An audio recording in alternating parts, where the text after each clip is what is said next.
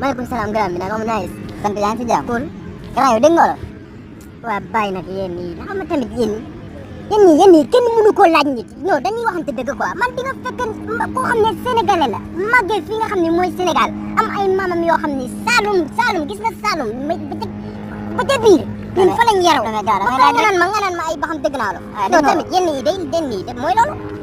waaw léegi may ma questionné benn mot olof rek. lan la loo ma questionné ma wax ko ah maa la wax loolu.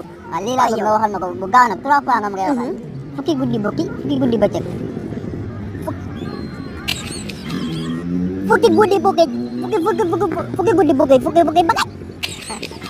non waaw da. fukki guddi bëccëg.